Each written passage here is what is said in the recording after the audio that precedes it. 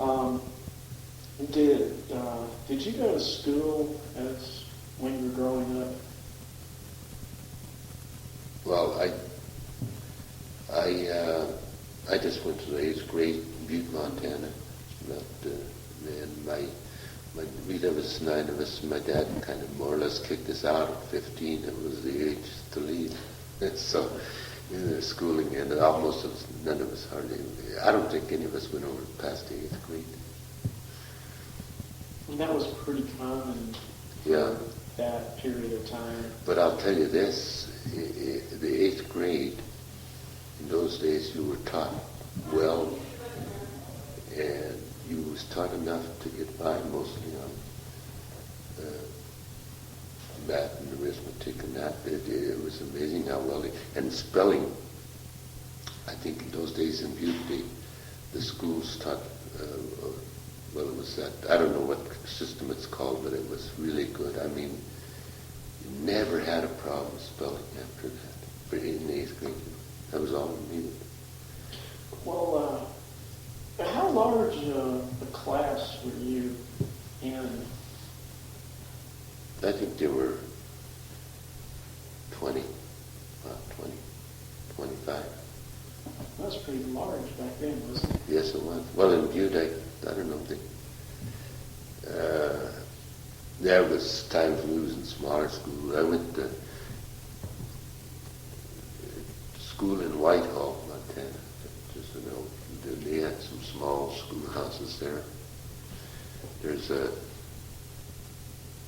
There's an old schoolhouse on the North Fork up there where the Bacons went. I think they had 4 to 6 kids all the time, most of the time. Real small schoolhouse. There's a lot of those around yet that you can see them if you know where they're from. I guess you know that.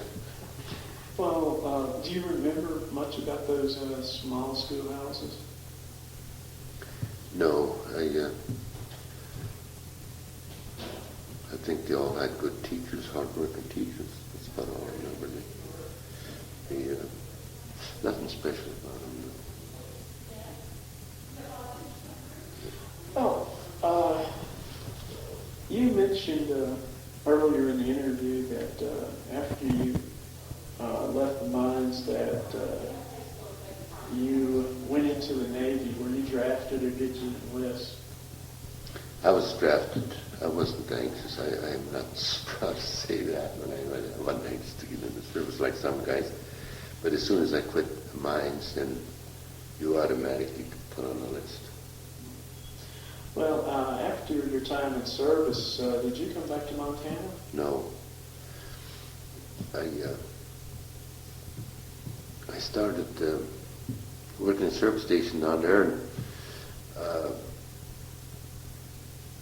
part of the service station had a little section. A couple of guys had seat covers, auto seat covers, and I did that. When the pumps weren't working, I'd help them out, trying to put these seat covers on, and they didn't fit. They were universal. They didn't fit certain cars, and I says, for some reason, as a kid, I learned how to sew. I used to love to play with my mother's sewing machine. I said, if you get us a machine, we can alter these and make them fit way better.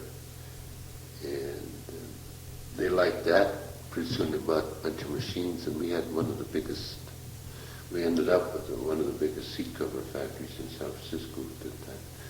Golden Gate Avenue, that was way back. But that's what I've been doing since. Just come back to Butte once a year. Well, when you were working in the mines in Butte, there was a lot of different ethnic groups settled in Butte. Oh, there were. What do you remember about those different groups? Did they seem to be, how shall I say, clannish, or did they mingle with everybody, or was there a combination? Yeah, well, the Finns, ones that I, English, there was a real mixture. But Finntown, and my brother-in-law was Finn, and married my sister. He he worked in the mines quite a bit more than I did, but we used to go down to Fintown, to East Park, and there was a lot of fighting going on in those days between English. Cousin Jacks, we always call them, and Polacks, we call them. I knew some of all of them. It was quite a variety of people, and they were wild. Talk about fighting all the time.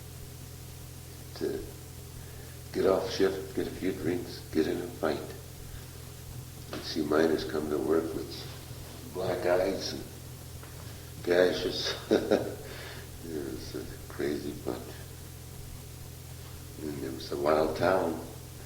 Butte, the bars in it, I think they had more bars there than any town in the country, or maybe in the city of the United States. I mean, any city in the United States at one time. And there was a lot of things going on in those fights and that. Even up maybe 20 years ago, I came up walking on East Park, and I went Arizona, above Park Street, and they had one of these bars with the painted plate glass windows, and there was an argument going on, and all at once this cowboy come flying through one of the panes on the swinging doors, and he landed in the gutter, shook himself off, got back in, and there was a big bartender, and he hit him again. He come flying out again, got up, got back in again, and hit him this time, and he hit the other door and took it out, the pane glass. And then, of course, the shooting and stuff. Yeah, I saw quite a lot of things. Did you ever see any shootings or anything like that? Just the one on the East Park. Well, I saw several shootings, yeah. But the one I remember most was that guy pulling a gun in there. This was East Park, too. Yeah, a bar on the right side going out. And the guy started shooting, and he come staggering out, and the guy with the gun just kept shooting, putting bullets in his legs, emptied the gun. And the guy was leaning against the door jamb, with blood running out of his pants over his boots. It was quite a sight, too. They talk about the Columbia Gardens in Montana, Butte, I mean, as being, it was an unusual place and great for the kids. Open cars and railroad to go in the summertime. But they had a lot of picnics, miners' picnics out in the Teddy Bear, south of Butte, up in the Highlands. And they had even buildings set up for it, and they had huge, wild, fun-loving picnics out there, Miners Union or the different groups. I used to go out there as a kid, and they'd have these kegs of beer, and beer was flowing like crazy. And they'd throw the beer kegs out the back of the buildings, and us kids by the dozen were out there tipping these barrels up and finishing off the beer just as drunk as the ones inside. Yeah. Well, when you were a miner, I don't suppose the unions were as strong at that time as they had been previously. The what? The unions. Oh, the union was powerful when I was in there. Very powerful. And I thought they were terrible. All the miners automatically wanted to go on a vacation in the summertime. Worked like heck in this winter, but they destroyed the ACM with their system. Between stealing them blind and striking on them all the time. I just thought it was the thing to do, the unions. It just destroyed that town. That's what they ended up. I'd like to know what it cost the ACM. It's funny they even survived it. The only reason they could was this terrifically rich mountain. And as it got more costly to mine it, because of the miners and their higher wages, finally drove them out of it. But the unions, I had to belong to them, of course, but I thought they were terrible. They were the radical, go to union meeting and a radical talk. And what was it like going to a union meeting? Sound like a bunch of communists all hollering at each other and terrible yelling. It was a wild place to go, a union meeting. Oh, packed in there. But they start yelling at each other, and you couldn't, the average person, unless he had a terrible big voice, could hardly get a word in anyway. You know, there wasn't much order in them. They started out orderly, pretty soon a shouting match. You know, it wasn't a long run. But they were the big... Do you remember the name of the union that you belonged to? No, just the miners' union. It was always called in those days. I don't think it was ever anything but the miners' union. Do you recall how much union dues you paid? No, I don't. I don't know. It seemed like we were making about $9 a day. And for day's pay, they called it in those days, day's pay. Or the miners, there was hard, skilled miners, real experienced men, the contract miners they call them, and they could make $50, $100 a day, but they were just killing themselves. And hardest workers in the world, they come striking out of there tired at night, but the harder they worked, the more money they made. That in those days, $50. Oh, a lot of money, you know. In the 30s, late 30s. This finally ended. The pits, the mines, and now that the open pit didn't do it good. I understand there's some mining going on. That could be now again, digging some more holes. Well, we've covered quite a few things today. Is there anything that you would like to add? Something that you really want to note? No, I